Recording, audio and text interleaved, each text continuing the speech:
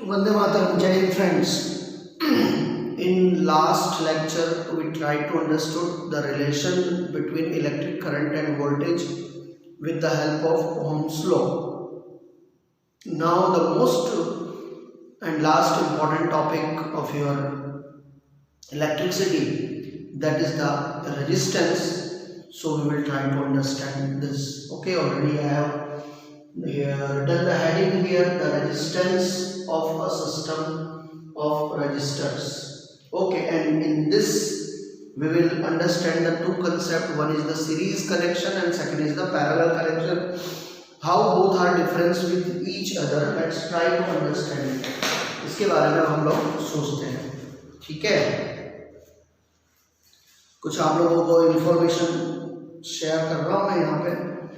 तो सबसे पहले यहीं से शुरुआत करते हैं. Resistivity, what is that exactly. ठीक है, तो ये बोल रहा है यहाँ पे the resistance of any conduction substance, मतलब किसी भी वायर, कंडक्शन मतलब तार जो करंट कैरी करके लेके जाता है, बराबर है. तो करंट कैरी करने वाला है किसी भी तार का रेजिस्टेंस, यानी उसमें लगने वाला अवरोध. अवरोध का मतलब क्या हुआ कि भाई आपको किसी काम में रुकावट आ रही है, खलेल आ रही है, दैट इज कॉल्ड द अवरोध. Is it clear. जैसे कि आप हाईवे पे गाड़ी चला रहे हो, तो जब तक कोई ट्रैफिक नहीं होगा बिंदास 80 में जाते हो, 100 में जाते हो. लेकिन जैसे ही आप देखते हो कि भाई बहुत सारा यहाँ ट्रैफिक हो गया, तो क्या होता है, आपकी जो स्पीड है उसमें रेजिस्टेंस आता है, अवरोध आता है, यानी कि आपकी स्पीड क्या हो जाती है, स्लो हो जाती है. तो इसी तरह से जब इलेक्ट्रिक करंट फ्लो होता है, तो कभी कभी जो है जो रखड़ू इलेक्ट्रॉन्स होते हैं वो सामने से आके टकराते हैं इलेक्ट्रॉन के फ्लो पर. तो उसकी वजह से उसकी रेजिस्टिविटी जो है बढ़ जाती है, यानी अवरोध बढ़ जाता है. तो वही वो समझा रहा है, the resistance of any conductor substance is directly proportional to its length, यानी कि जितनी लंबाई ज़्यादा होगी रेजिस्टेंस उतना ही ज़्यादा होगा, डायरेक्ट प्रोपोर्शनल होगा. And inversely proportional to the area of cross section, यानी तार कितना मोटा है, मोटे तार पर रेजिस्टेंस कम और लंबे तार पर रेजिस्टेंस ज़्यादा, बराबर है. ये जो है आपको ये समझाना चाह रहा है. इसका मतलब ये हुआ, if the length of conductor and it's area of cross section, cross section का मतलब होता है इसकी मोटाई, कितना ये मोटा है तार. Is it clear. R represented as L, L means length and A means area, then resistivity equal to, so you can show the resistivity like this way. तो आप रेजिस्टिविटी ऐसे बता सकते हो, that is your R infinity L, यानी R is the direct proportion of the length of the conductor and R is inversely proportional to the area of conductor. Resistance length के direct proportion में और area के inverse proportion में होता है. Okay, here ये जो साइन है आप उसको सिग्मा भी बोलते हैं, बीटा भी बोलते हैं. Okay, is called the resistivity of the conducting material. Okay, so sigma equal to R A upon n. Okay, this unit of sigma, unit of resistance into unit of area upon unit of length. तो इसको हम लोग ऐसे बता सकते हैं, resistance को हम लोग किसमें बताते हैं, ओम में, और लेंथ को हम लोग किसमें बताते हैं, मीटर. एरिया अपॉन एम, यानी कि अगर आप ये एम में से एम स्क्वायर को डिवाइड करोगे तो एम बचेगा, यानी ohm meter. This is the unit of resistance, ohm meter. Okay, इसका यूनिट, रेजिस्टेंस का यूनिट जो है ओम मीटर होता है. ओके, सो ये एक चीज आप लोगों को अंडरस्टैंड करनी है. अब अगला जो है, इस रेजिस्टेंस के ऊपर से हमको दो टाइप के कनेक्शंस अंडरस्टैंड होते हैं. One is the series connection of register और सेकंड है पैरेलल। तो इसको हम लोग अब अंडरस्टैंड करेंगे।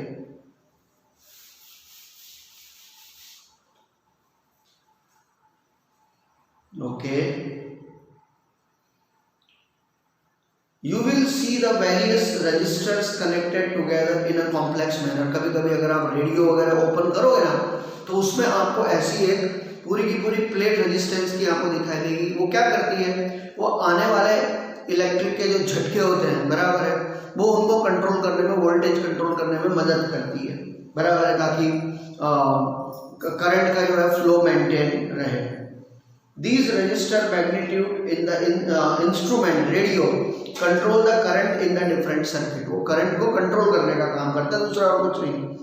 For this sometime large magnitude and sometime small magnitude is resistance are required। just like that, जिस तरह से ट्रैफिक में सिग्नल ट्रैफिक को कंट्रोल करने का काम करता है, तो इसी तरह से जो है जो रेजिस्टेंस जो रेडियोज वगैरह में होते हैं वो करंट के फ्लो को यानी वोल्टेज को जो है मैनेज करने का काम करता है। To get the desired magnitude of resistance we connected some resistors in series और द पैरेलल और the series and parallel both. Here we shall study about the series and parallel connection of resistor. तो सबसे पहले series देख लेते हैं। What is series? Series मतलब जो रेजिस्टेंस है, बराबर है, वो एक ही उसमें जो है इस तरह से जो है वर्कआउट करेगा, एक ही सीरीज में वर्कआउट करेगा।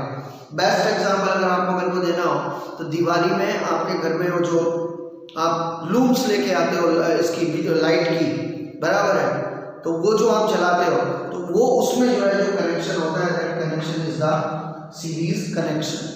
ओके, अब उसके फायदे और नुकसान आप लोगों को मालूम है। The register are connected across 2 points in the circuit in such a way that the current flowing through each register is same as only one path। Okay, एक ही फ्लो पाथ पे चलता है for it flow, then the register are said to be the connected in series।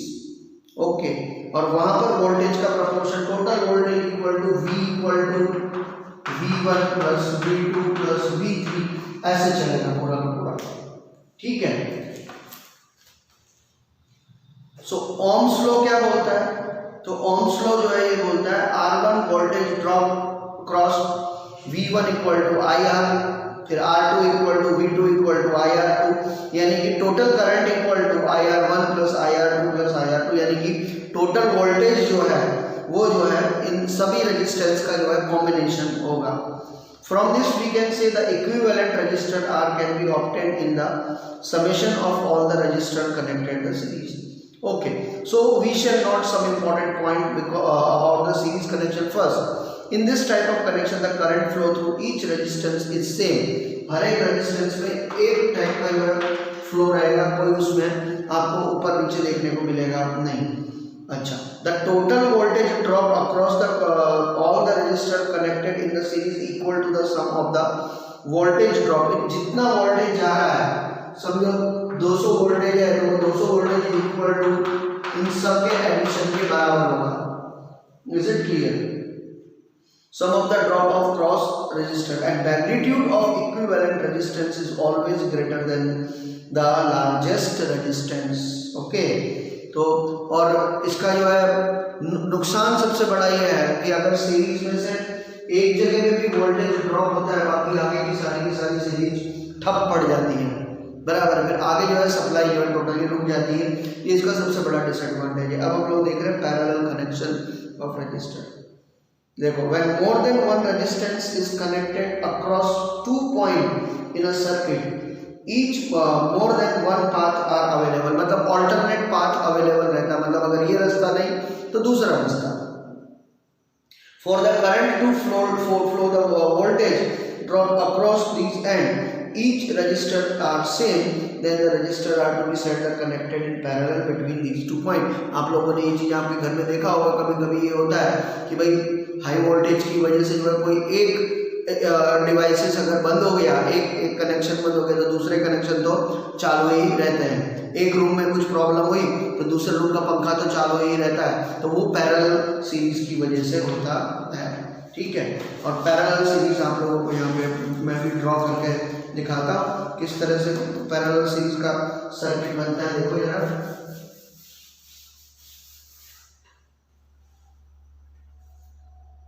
Parallel series का circuit बच्चों इस type से होता है।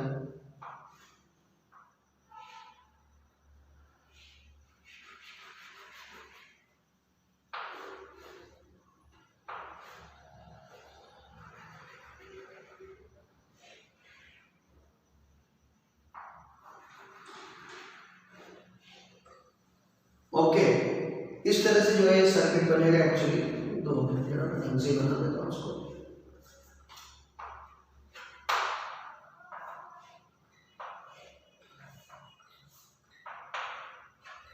बराबर है, ये जो करंट का जो फ्लो है आप लोगों का, बराबर, ये तीन अलग अलग वायर में से, तीन अलग अलग क्रॉस सेक्शन में से पास ऑन होगा। Is it clear? मान लो किसी रीजन से ये सर्किट अगर बंद भी हो गया तो ये दो तो जो है कम से कम चालू रहेंगे। दूसरी मजेदार बात, वोल्टेज का फ्लो तीनों में डिवाइड हो जाएगा तो फ्लक्चुएशंस की प्रोबेबिलिटी कम रहती है। वहां पे क्या, अगर वोल्टेज ज्यादा आ गया तो सारे आगे सब बंद हो जाएंगे, लेकिन यहाँ पर किसी एक कनेक्शन के बंद होने पर भी किसी दूसरे पर फर्क पड़ेगा नहीं और आपका काम चल जाएगा। बराबर है? तो that is the meaning of parallel.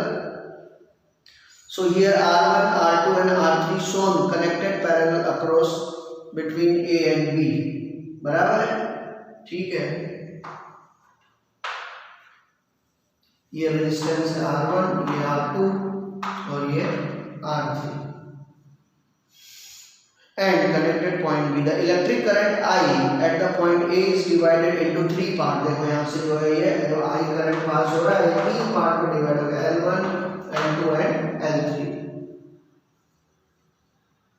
Three part, the current flowing through the each resistor depend on the resistance value. So I equal to L1 plus L2 plus L3. So आप ऐसे बोल सकते हो I equal to VR1 plus VR2 plus VR3. Here R is called the equivalent resistance of the parallel connection. Okay.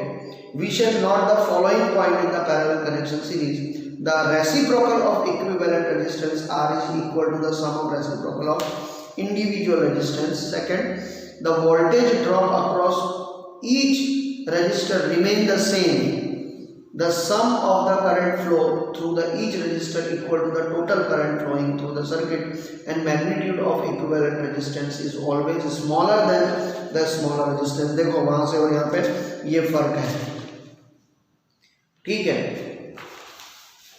फिर उसके बाद में जो नेक्स्ट आपका इंपॉर्टेंट पार्ट है कि सीरीज कनेक्शन के और पैरेलल कनेक्शन के एडवांटेज और डिसएडवांटेज क्या है। तो सबसे बड़ा एडवांटेज और डिसएडवांटेज मैंने आप लोगों को यही एक्सप्लेन करके दिया है कि वहां पर अगर एक भी मेन अगर रेजिस्टेंस अगर वो अगर डिसमिस हो गया या खत्म हो गया तो आगे के सारे जगह पर सप्लाई बंद हो जाएगी, जबकि इसमें जो है किसी एक लाइन के भी जो है डिस्टर्ब होने पर बाकी पे जो है करंट का फ्लो में कोई फर्क पड़ेगा नहीं। बराबर है, that is the basic difference, ये दोनों के बीच में ये फर्क है। उसके बाद में नेक्स्ट जो आपका इसमें आता है, ये दोनों मैंने आपको एक्सप्लेन करके दिया, ठीक है, ये आप लोगों को ध्यान में रखना है। अब इलेक्ट्रिक करंट के हीटिंग इफेक्ट का क्या इंपॉर्टेंस है। बराबर, अब आप लोगों को मालूम है, जैसे समझो क्या कहते हैं लाइट जल रही है तो definitely because the flow of electron it will be heat, गर्म होगा। बराबर, लेकिन इसके गर्म होने से क्या हमको कुछ फायदा है? नहीं, उल्टा बिजली का बिल ही आता है। बराबर है, ठीक है। तो ऐसे हीट हमको फायदे नहीं देते, लेकिन certain heats are there which are beneficial for us. बराबर है, जैसे कि अब इसी का कन्वर्जन अगर आप हीट एनर्जी में कर देते हो तो आप आयन की मदद से कपड़े प्रेस कर सकते हो। इसी का कन्वर्जन अगर आप गीजर में कर देते तो उसकी मदद से पानी गर्म कर सकते हो। बराबर है। The generation of heat is a conductor is inevitable sequence of the electric current. मतलब कि आप इस हीट को आप अवॉइड नहीं कर सकते, तो पैदा होगी, बिकॉज इलेक्ट्रॉन मूव करेगा तो गर्मी तो पैदा करेगा ही भाई। In many cases the undesirable and convert useful electric energy into heat. In electric circuit the unavoidable heating can be increase the temperature and component alter their properties. However, the heating effect of electric current has many useful applications. The electric laundry iron, electric toaster, electric oven, अभी मैंने आप लोगों को बात की, okay, electric kettle, electric heater are the सब familiar devices which are based on the Joule law, okay. The electric heat is also used to producing light. अब आप लोग बोलोगे सर ये जूल लॉ क्या होता है, जूल का नियम क्या है? तो जूल का नियम जो है इलेक्ट्रिक कंडक्टर और ये हीट के रिलेशन को जो है मेंशन करता है। तो यहाँ पर जो है मैं आप लोगों को जूल का लॉ जो है एक्सप्लेन करके दे देता हूँ। आप लोगों को मालूम है work equal to V into Q होता है, यानी Q equal to I into T, बराबर है। तो the current flowing through the resistor R in L time, बराबर है, that electric energy is consumed by W1 which is converted into heat energy. तो heat energy equal to I square R into T, इसी को हम लोग Joule का law बोलते हैं, okay. The energy produced in the resistor is directly proportional to the square of the current passing through it, बराबर है। जितना करंट पास हो रहा है एनर्जी जो है उसके स्क्वायर के प्रोपोर्शन में होगी। यानी अगर आप यूँ समझो कि 2 यूनिट अगर करंट पास हो रहा है तो उसका स्क्वायर कितना होगा, 4 यूनिट। 4 यूनिट जितनी हीट जो है प्रोड्यूस होगी, directly proportional to the resistance of the given current and directly proportional to the time. So SI unit of electric energy और heat energy is the joule, ठीक है। तो जूल मतलब किसी भी कंडक्टर में प्रोड्यूस होने वाले, बराबर है, हीट को, बराबर है, करंट के रेफरेंस में एक्सप्लेन करता है, दैट इज द जूल, बराबर है। ये जो साइंटिस्ट था जूल, उसने जो है इस फेनोमेना को जो है ऑब्जर्व किया था, इसलिए इसके ऊपर से उसका नाम जो है, उस यूनिट का नाम जूल दिया गया। The electric heating is also the producing light as an electric bulb. Here the filament must remain as much heat. Filament मतलब बल्ब के अंदर जो तार होता है ना, ये इसको फिलामेंट बोलते हैं, ठीक है। Heat generated and is possible, so it get very hot and emits light. It must not melt, so high temperature. The strong metal, इसलिए जो है ऐसे बल्ब में पुराने जमाने में जो है ये प्लेटिनम के तार का इस्तेमाल किया जाता है, क्योंकि वो हाई टेम्परेचर में भी, प्लेटिनम ने टंगस्टन के तार का इस्तेमाल किया जाता है, क्योंकि वो हाई टेम्परेचर में भी जो है ब्रेकअप होता नहीं था। High melting point such as tungsten, melting point is 3380 degree Celsius. तो ऐसे तारों का इस्तेमाल पुराने जमाने में करते थे। Use to making the bulb filament. Filament मतलब ये thread, okay. The filament should be terminally isolated as much possible using the insulating support. The bulb are usually filled with the chemically inactive nitrogen and argon gases and prolonged life of filament। क्योंकि अगर अंदर novel gases होंगी तो वो कोई chemical reaction नहीं कर पाएंगे। अगर ऑक्सीजन या कोई और गैसेस जरा भी इसमें सप्लाई होगी तो ऑटोमेटिकली ये केमिकल रिएक्शन कर लेगी और ये क्या हो जाएगी, बंद हो जाएगी, जिसको आप लोग बोलते हो कि भाई बल्ब जो है क्या कहते हैं, फ्यूज उड़ गया, तो उसका फ्यूज उड़ जाएगा, ठीक है। The filament should B thermally isolated much as possible using the insulating support. The bulb are usually filled with chemically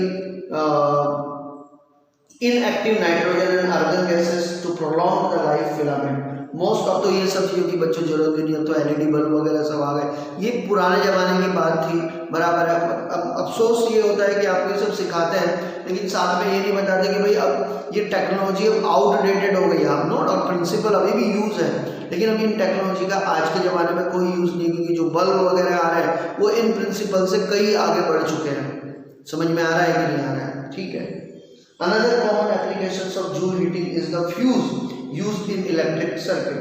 It protects the circuits and application by stopping the flowing of any unduly high electric current। बराबर, ये joule के law आप लोगों के घर में मालूम होगा, आप लोगों का वो जो डिब्बी होती है, बराबर है, उसमें ऐसे ही वायर से उसको ज्वाइंट किया जाता है। अगर हाई वोल्टेज आ गया यानी ज़्यादा हीट आ गई तो ऑटोमेटिकली वो क्या, बीच में जो वायर होता है उसको मेल्ट कर देता है, जिसकी वजह से करंट का फ्लो बंद हो जाता है और ऑटोमेटिकली घर में जो डिवाइसेस हैं वो जो है कम से कम नुकसान होने से बच जाते हैं।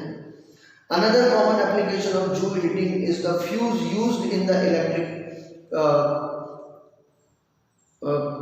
circuit. It protects the circuit and appliances to stopping the flow of any unusual high electric current. The fuse is placed in series with the devices. It consists the piece of wire made of the metal or the alloy, adopting the melting point. Example: aluminium, copper, iron, lead, etc. If the current larger than the specified value through the circuit, the temperature of the fuse wire increases. This married and fuse wire and break the circuit. The fuse wire is usually encased the carriage of the porcelain or similar material with metal end. The fuse used the domestic purpose rated 1 ampere, 2 ampere, 3 ampere, 5 or 10 ampere.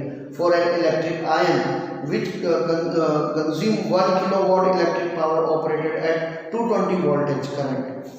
Okay तो इस तरह से जो है heating effect हमारे life में कैसे काम आता है, that also I explain you. यहाँ पर बच्चों ये चैप्टर कंप्लीट हुआ, बराबर है। अब नेक्स्ट पार्ट में नेक्स्ट चैप्टर में will try to understand the magnetic effect of electric current, बराबर है। दोनों में क्या समानता है, कैसे एक दूसरे से रिलेशन है, that we will try to understand. Very interesting chapter and you will enjoy that. Okay, here we are completing this chapter. This part is over. Bye, see you, take care.